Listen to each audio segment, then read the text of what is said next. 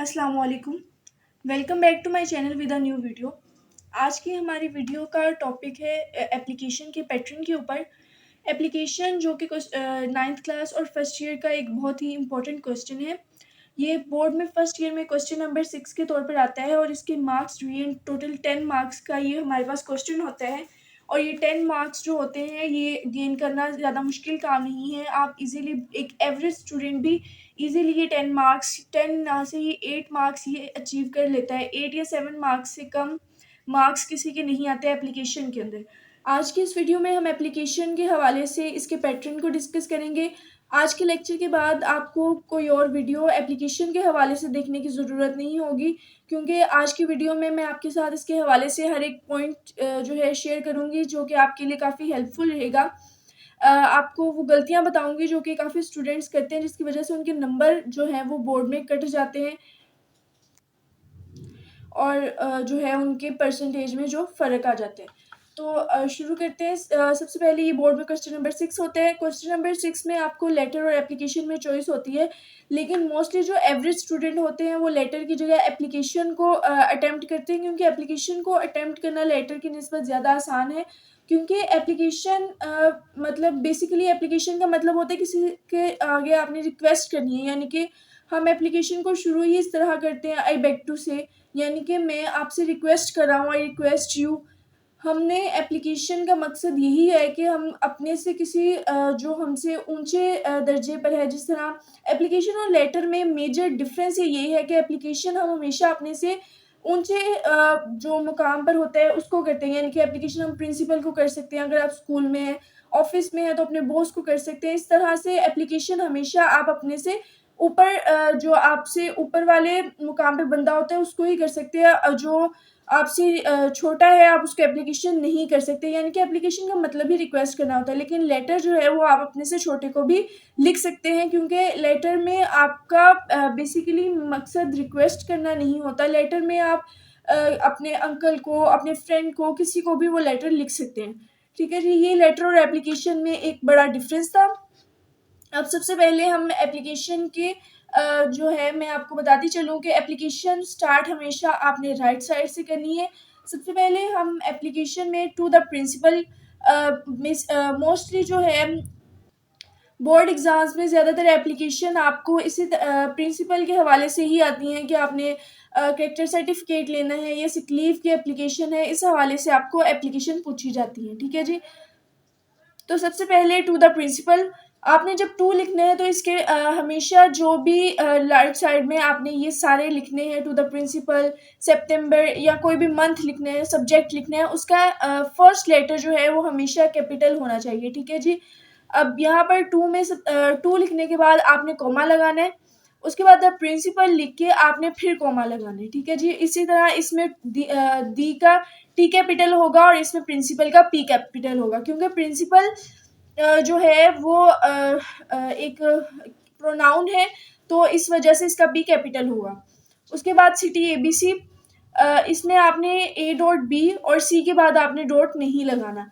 इसके बाद आपने डेट लिखनी है। डेट लिखने का अंदाज ये होता है कि सबसे पहले आपने मंथ लिखना है, उसके बाद उसकी जो डेट है वो लिखनी है और उसके बाद आपने ईयर लिखना है। ठीक है जी।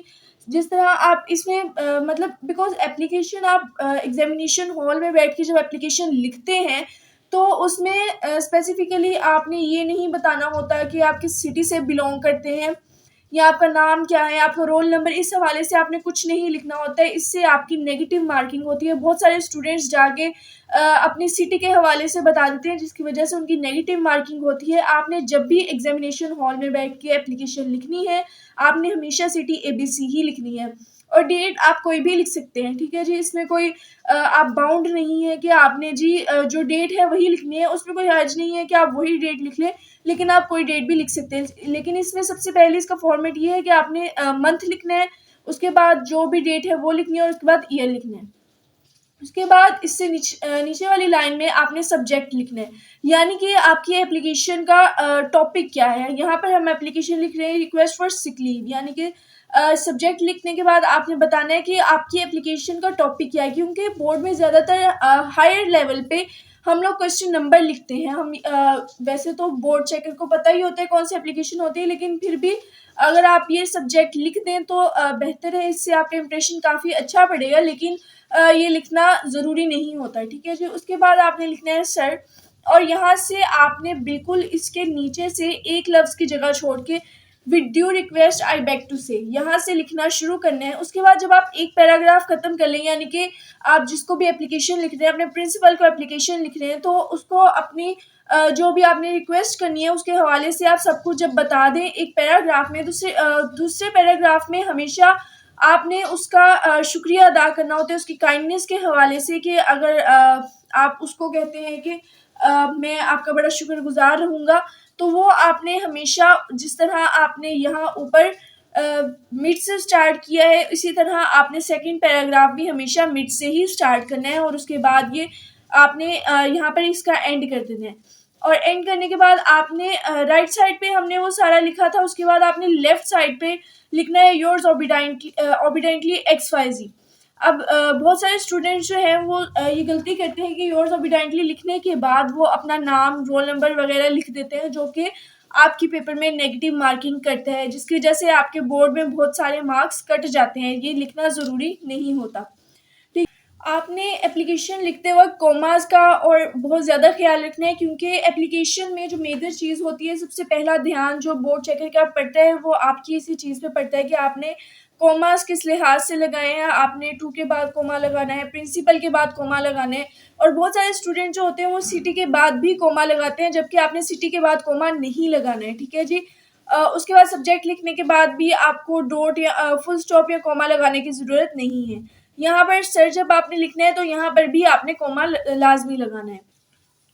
योर्स ओबीडेंटली में भी आपने लास्ट पे कोमा लगाना है, और XYZ भी लिखकर तीनों में आपने फुल स्टॉप जो है वो लगाना है, ठीक है जी।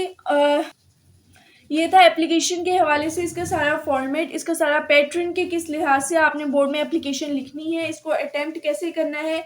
ये बोर्ड में क्वेश्चन नंबर 6 होता है, और इसके टोटल मार्क्स आपके पास होते हैं 10।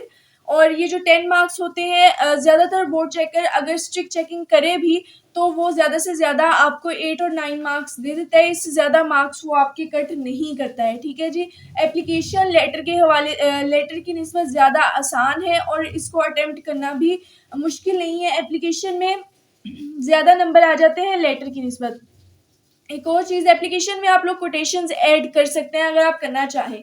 बहुत सारे स्टूडेंट्स को ये लगता है कि आज तक कभी हमने एप्लीकेशन में कोटेशंस ऐड नहीं किए हैं, यानी कि लेटर्स में ही कोटेशन ऐड की है। लेकिन जो हमारा करंट पैटर्न चल रहा है बोर्ड का, यानी कि बोर्ड में इतना टाइम नहीं होता कि बोर्ड चेकर आपके सारे पेपर्स को पढ़े, सारा एप्लीकेशन, हर एक क्वेश्चन को एक एक वर्ड पढ़े।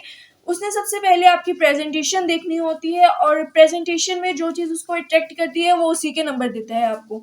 सबसे मेजर चीज़ होती है आपकी राइटिंग, और उसके बाद आपकी प्रेजेंटेशन, कि आपने प्रेजेंट कैसे किया है उस चीज़ को। अगर आप इसमें कोटेशंस ऐड करना चाहते हैं तो आप इसमें कोटेशंस ऐड कर सकते हैं, उससे भी आपके नेगेटिव मार्किंग नहीं होगी।